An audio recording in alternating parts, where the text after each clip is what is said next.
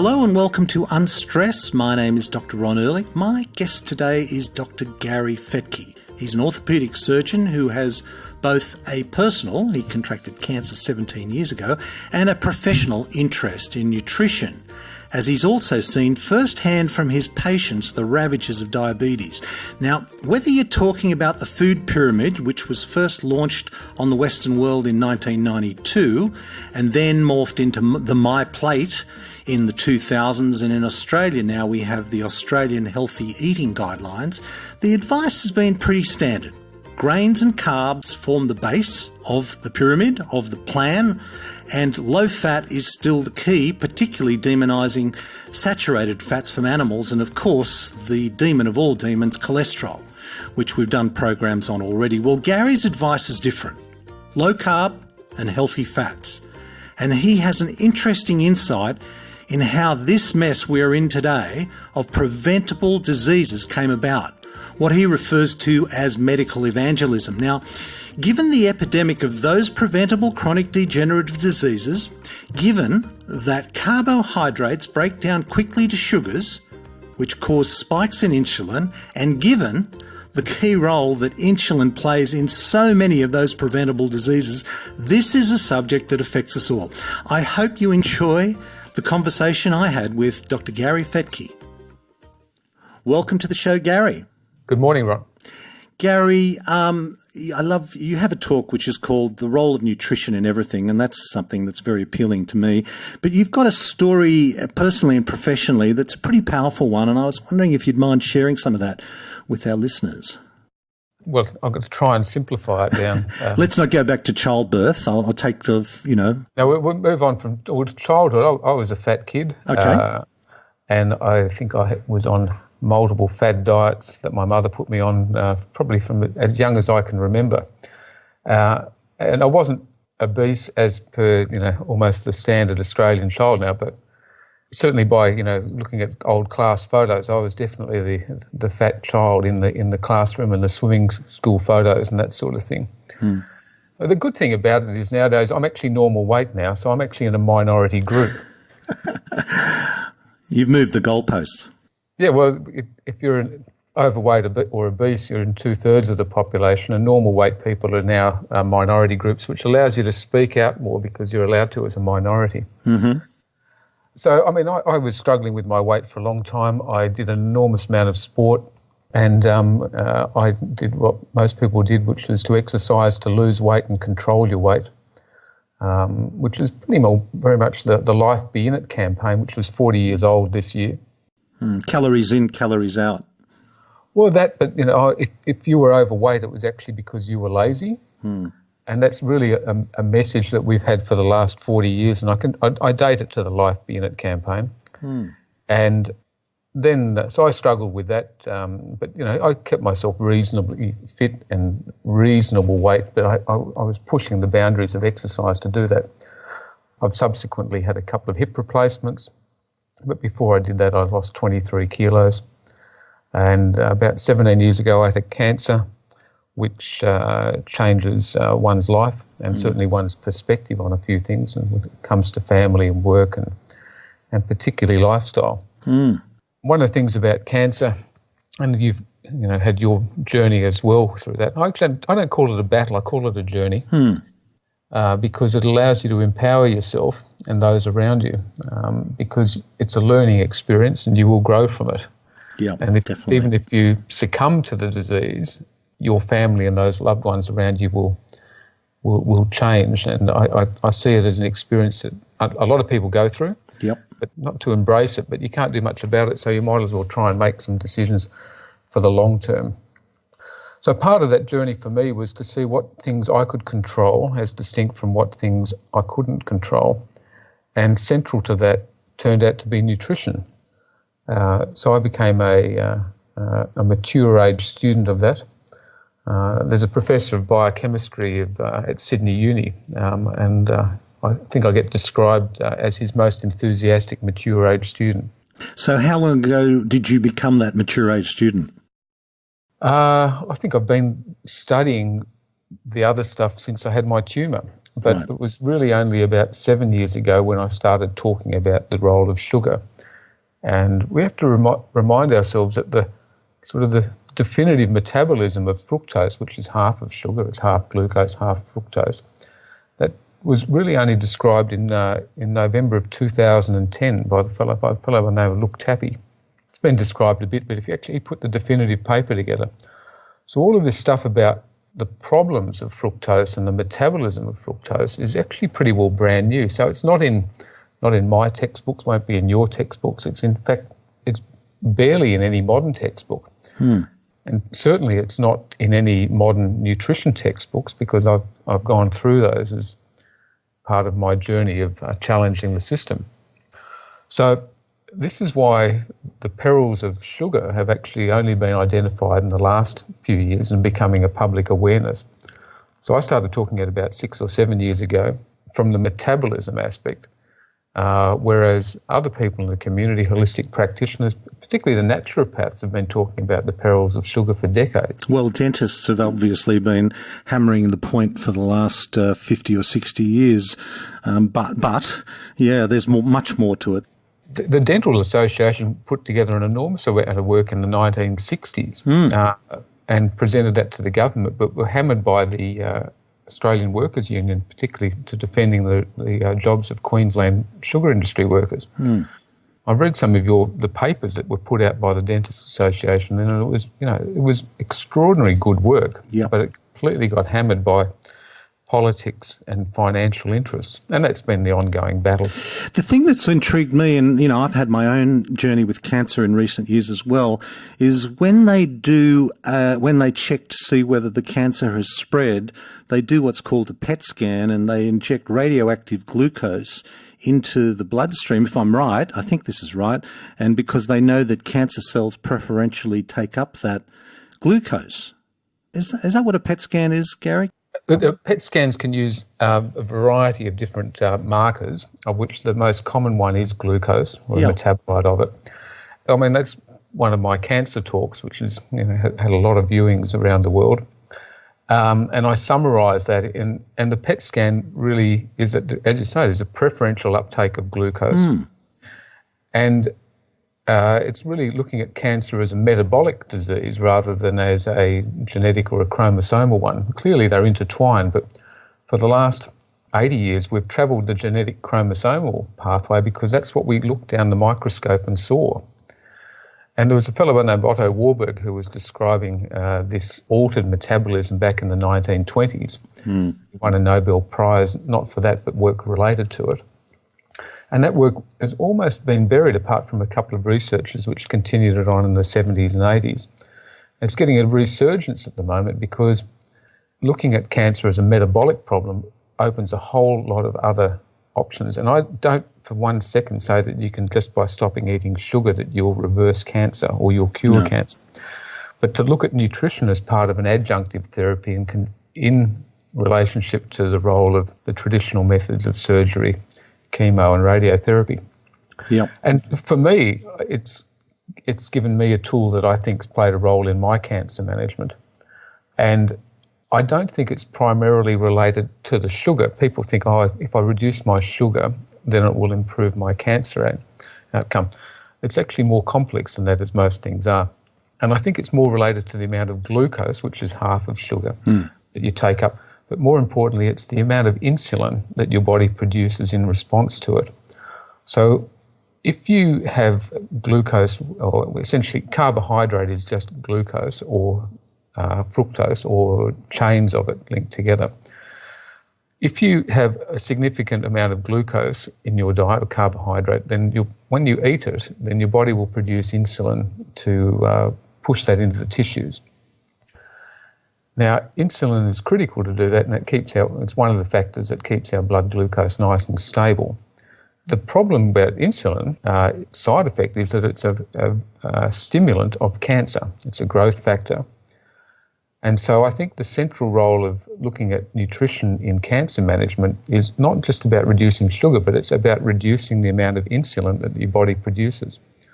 So for me, I'm on a very low carbohydrate diet.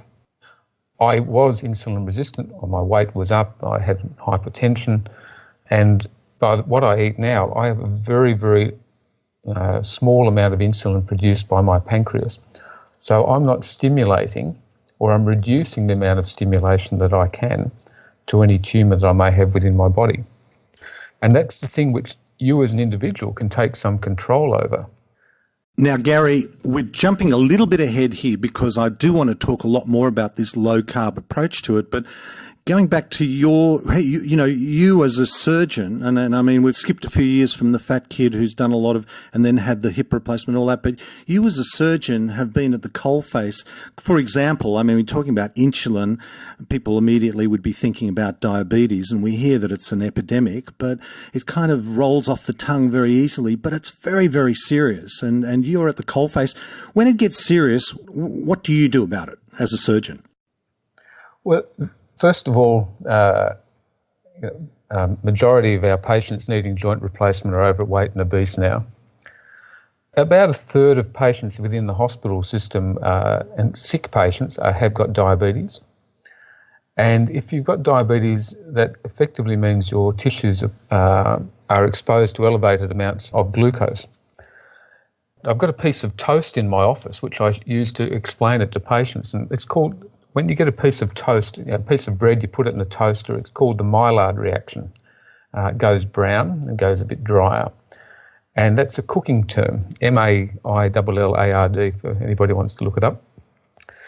And it's diabetes explained in one simple experiment, because what happens with a bit of bread is you put it in the toaster, it heats it up, and the glucose undergoes a glycosation with protein and goes brown in a sort of a caramelization process, and it gets a bit drier. So that's toast, that's the Maillard reaction. So in diabetes, when your blood glucose goes up, about 2/3 of that elevated blood glucose goes into the tissue, and it combines with the protein in the tissue, and under the influence of body heat, the Maillard reaction occurs. So every time you have a blood glucose spike, you are toasting your brain, your eyes, your kidneys, your tissues, your vessels, the whole works.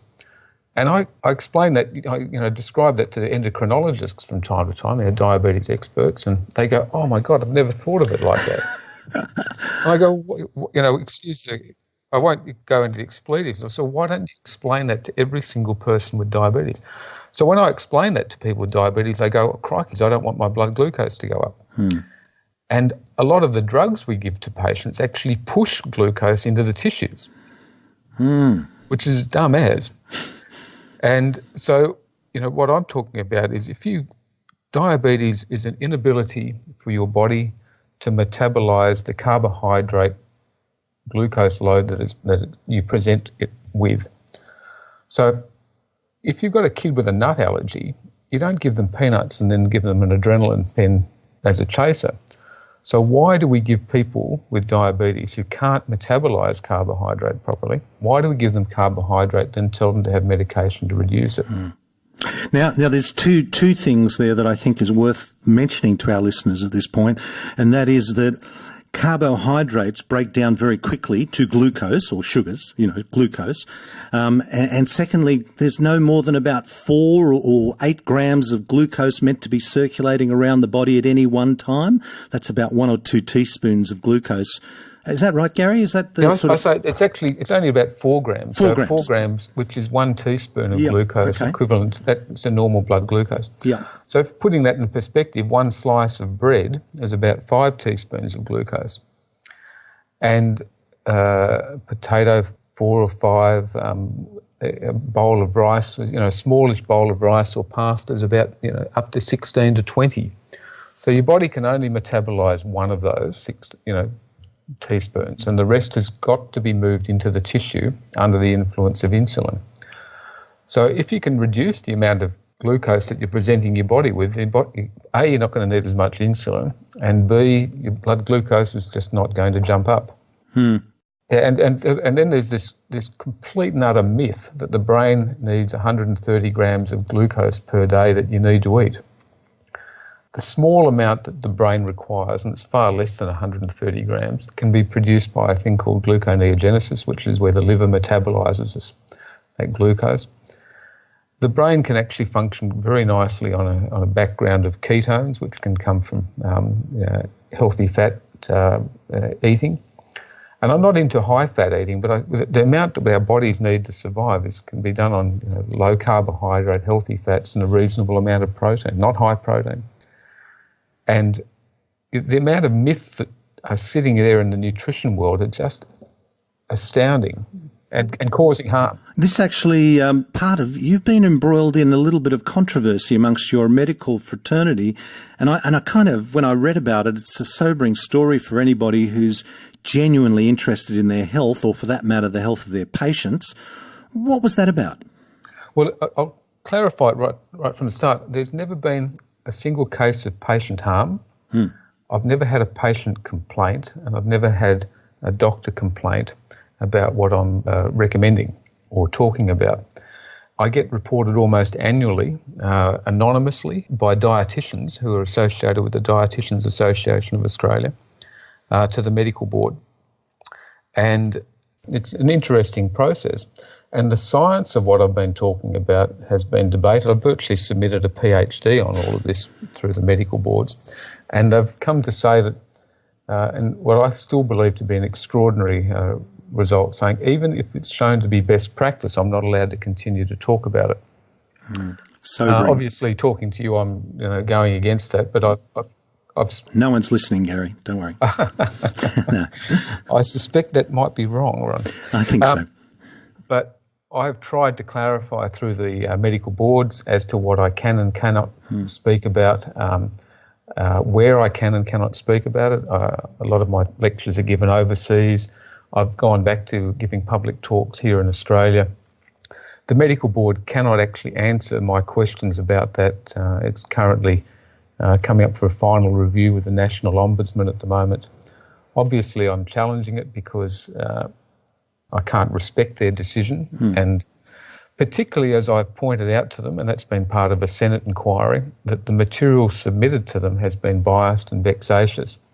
Their expert witness that APRA employed has had long and strong associations with the processed food industry, and particularly sanitarium here in Australia. And I don't mind saying that because I put it on the public record. And material submitted has been come from vested interests associated with the Dietitians Association of Australia, who have major corporate influences, and particularly from the sugar and processed food industry. Yep. Well, this is. I mean, we could pause here for a commercial break for the Australian Dietitians Association, which, if you look back on their history, have been proudly sponsored by the Grains and Legumes Council, the Dairy Foundation, Unilever, producer of such great products as Ben and Jerry's ice cream. These are all former, or if not current, sponsors of the Australian Dietitians Association. That was an unpaid ad there, Gary. But you do also make, you use this term medical evangelism, and there are some common myths. And it's a subject that's kind of fascinated me over the last 20 years. And it's a story that is very easy to miss, but once you hear it, very difficult to ignore. Can you explain to our listeners what those terms might mean? I've always come at this as the biochemistry and the science of and the metabolism of sugars and carbohydrate and polyunsaturated oils. Whereas most of the literature you read are association studies. Look, I ate that in 1984 and now I've got cancer of my prostate. It's just stuff which is very wishy-washy, very hard to pin down, but and therefore also open to manipulation.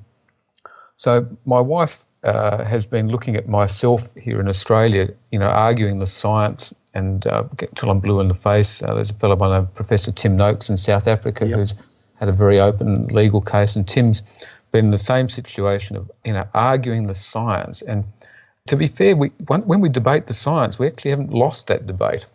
So she's been wondering why on earth we've been fighting and going literally blue in the face on the science. And so what a lot of her research has done is actually to go back and say, okay, where have these myths, where have these guidelines originated from? And we've worked together very hard on this for the last few years. And effectively, the food guidelines of the world are now cereal-based, anti-meat, anti-fat, and particularly anti-dairy, and moving towards vegetarian and veganism. So if you look very closely at the guidelines, and that was what that talk was in the US, the central role of nutrition and everything, is to say, okay, these are the food guidelines of the world. They're cereal-based, anti-meat, anti-fat. And that's exactly the opposite of what I'm talking about. So that's the food industry, arguably even the pharmaceutical industry, is set up to support these food guidelines. So if we look at the origins of the food guidelines of the world, that's where it becomes interesting. And in October 1917, the American Dietetics Association was formed, and they subsequently wrote the textbooks for the first 40 to 50 years. In fact, one person by the name of Leonard Cooper did that. And every single dietetics association in the Western world followed suit and took on the American model. So if we look at the American model, which started out and has continued to be cereal-based, anti-meat and pro-vegetarian, so it may or may not surprise your listeners, but the origins actually were started by the American cereal industry, and particularly Kellogg's. So that's why whole grains and grains have become this central myth right through, and in fact, including the term fibre, has all been born by the cereal industry's primary introduction of it. The cereal industry started around that 1900 period, plus or minus 10 years, and they were effectively started by the Seventh-day Adventist group. The Seventh-day Adventist group have very strong medical evangelistic ties in promoting this cereal as a bland food and to try and actually stop inappropriate thoughts, violence, including and masturbation. I know that all sounds brilliant, and I can't make this stuff up. Anyway, Leonard Cooper was a Seventh-day Adventist. She actually worked for Kellogg's, and she was a vegetarian as well, and she started writing the textbooks for the American Dietetics Association, the American Defence Forces, and effectively the world followed suit. So the whole concepts of our current world food guidelines are based on the temperance movement origins in the 1860s, and on the thoughts, visions and hallucinations of a young woman by the name of Ellen G. White. Now, all of this stuff is actually available. The Seventh-day Adventist Church is quite proud of their origins. You can get hold of their textbooks. I've gotten hold of some of those texts, original ones from the 1920s and 1910s. And as we go through the last 100 years, I use the term generational education. So if you're told something by your teachers, you'll believe it. And if their teachers were told the same thing, and over a period of decades, the thing becomes a complete and utter belief. But it's actually not based on any science. It was based on that we should eat from the Garden of Eden. And it's been a fascinating journey uncovering it. Only 2 weeks ago, there was a group of ex-Seventh-day Adventists who wrote about a 10-page blog post about myself and that talk, effectively saying, look, this is amazing. We haven't actually seen someone from outside the Seventh-day Adventist Church be so astute and actually understand how far this process has gone. Right, and hence the medical evangelism. Yeah, medical evangelism. Like the right arm of the Seventh-day Adventist Church is medical evangelism. Your listeners may be surprised to know that the Seventh-day Adventist Church is the second biggest educator in the world after the Catholic Church. They operate about 8,000 educational institutions from primary schools right through to universities. They are very, very prominent in relief work and in missionary work. Do they enjoy good health? If you read the Seventh-day Adventist studies, they say they do, but we've actually, when you go through those, they've actually still got fairly high rates of obesity, and their cancer rates are probably about the same. We've found other religious groups which have got the same or greater longevity. One thing about the Adventists, and we do, I'm not disrespectful of them as a people or a church, and we're not. It's more the fact is the propaganda they've actually been pushing, and they've been able to be very influential in the world of nutritional advice, is that they promote these temperance ideals back from the mid-19th century, which is, avoid smoking, be, clean living, good to people, have a great sense of community.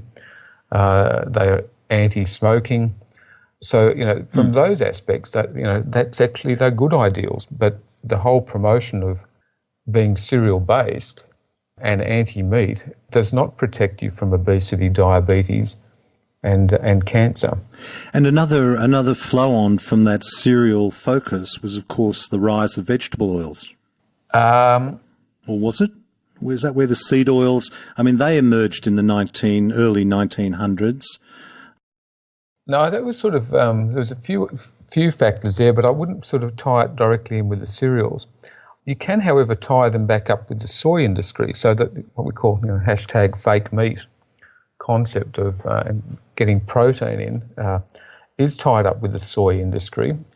Now, the Seventh-day Adventists picked up, or a fellow by the name of Charlie Miller, brought the concept of soy back from China. He was a missionary who did work over there. He was a doctor.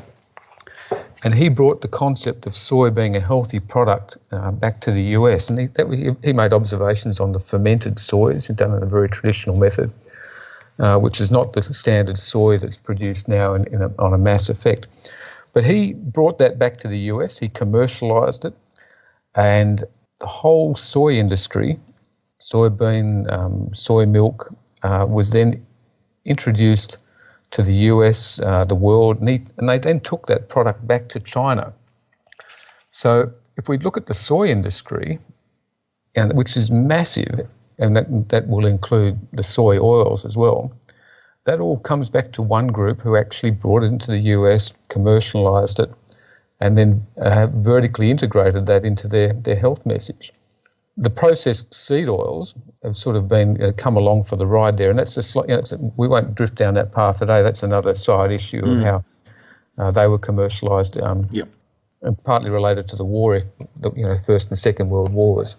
Now I've heard you describe yourself as a vegetarian who supplements his diet with, and I wanted you to share this because I love this description that you give of yourself.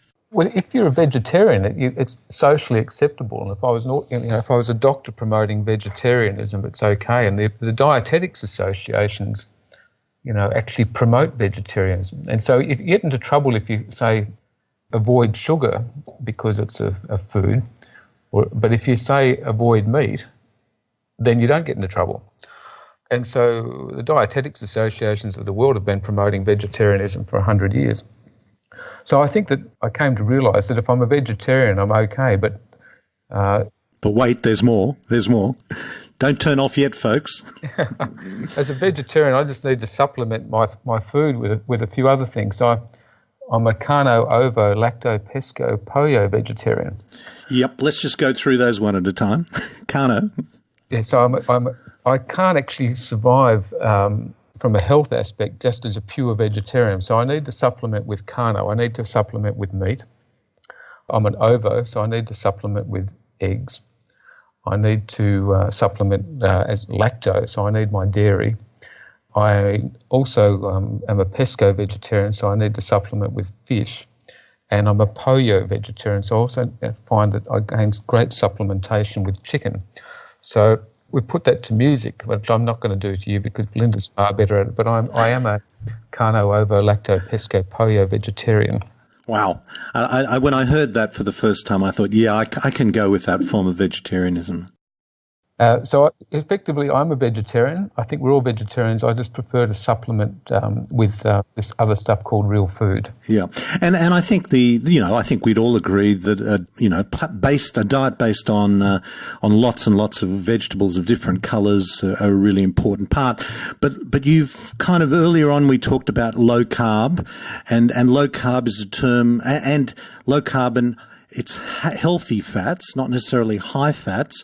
So what is low carb to you? What do you think? I mean, if one was putting a figure on it, and I encourage people to weigh and measure their food for a week or two just to get a handle on what it is they're actually eating. What is low carb for you? Well, I get accused at meetings sometimes as the laid-back low carber. Mm-hmm. People say, hey, they give me that exact question, and I say, well, actually, I don't know, and I actually don't care, and that sounds a bit blasé, because I actually wanted to make it easy. So I personally, if I was to measure it, and I haven't done for some years, probably 20 to 50 grams max per day. Mm-hmm. But what I've done is when I eat food, which my definition of eating food is to eat stuff which is fresh, local and seasonal, and particularly in your environment. But if you've got a choice between having the bread as a sandwich, I use a cabbage leaf or I use a lettuce leaf, and I'll put the same stuff on it. My breakfast is an omelette of last night's leftovers with an egg and a bit of cheese wrapped up in a cabbage leaf. So I've got I'm eating nutrient-dense food rather than energy-dense food. And a lot of the troubles we have in society, I think, are because we're eating energy-dense food, which is nutrient-poor. And I use the pizza story there. Like a pizza comes out and it's got a truckload of energy in it, and it's got all sorts of colours on it, some of which are artificial. But at the end of it, you actually have eaten a whole lot of energy, but not a lot of nutrients. So your brain says, actually, I need more vitamins and minerals, so I better go and eat another pizza. And so as a society, we tend to actually be eating, more of poor food choices rather than smart food choices.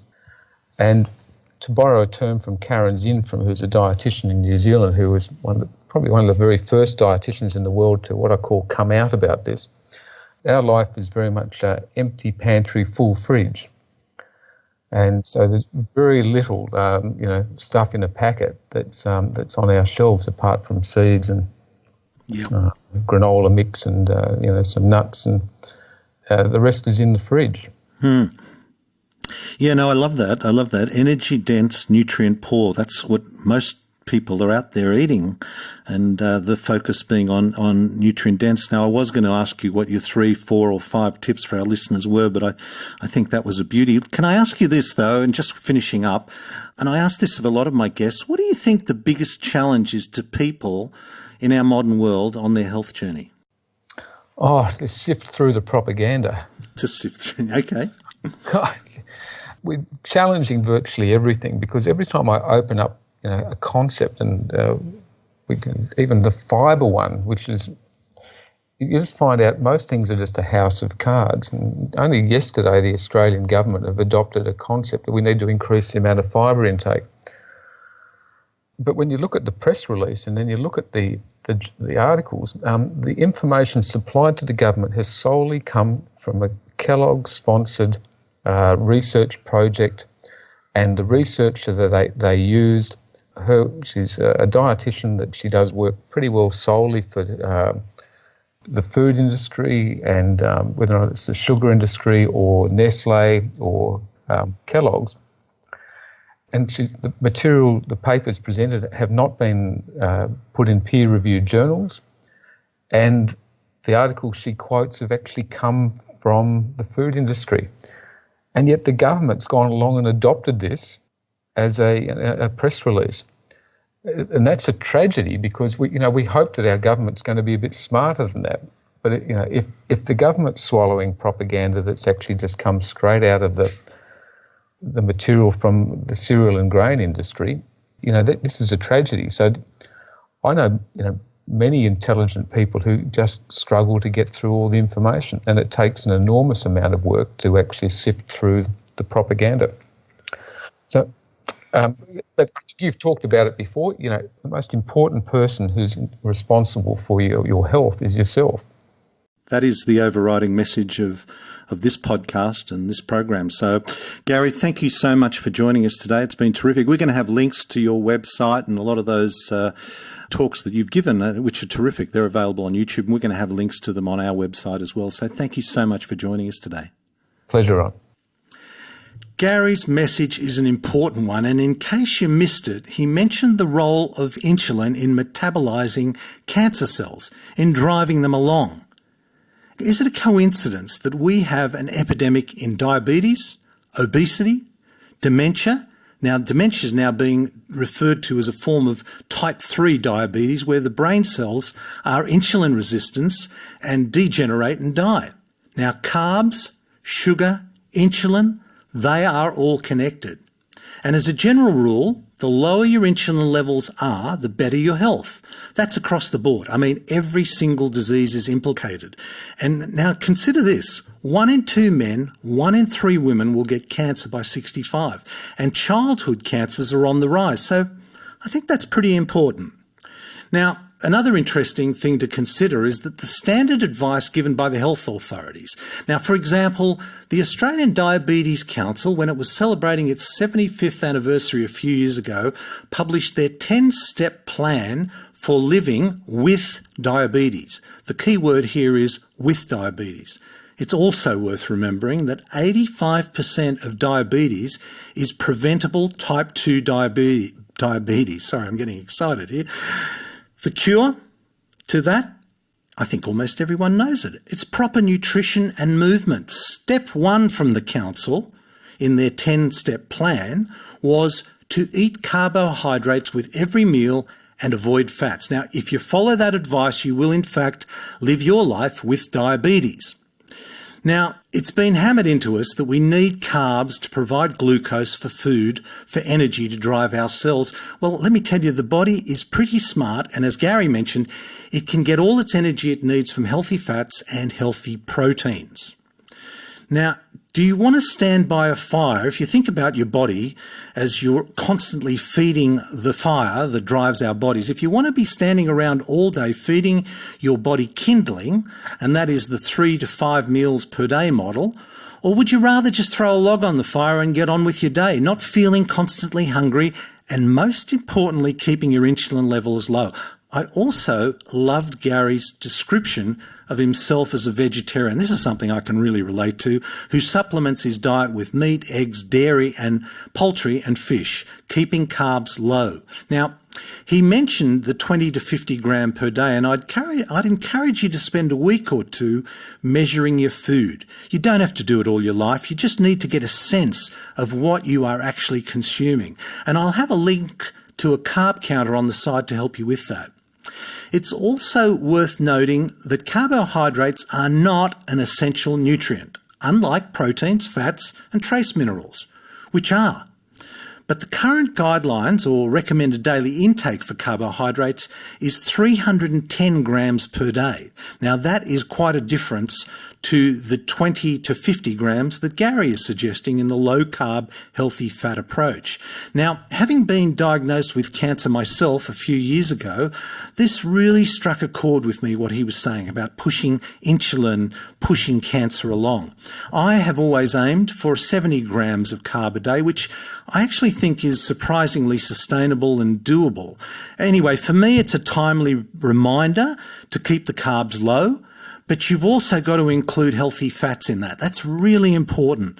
Don't try and have an each-way bet here and go low carb and low fat and think you're keeping everybody happy. You're not. You'll be hungry.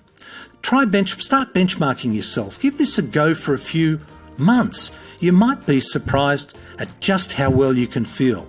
So until next week, this is Dr. Ron Ehrlich. Be well.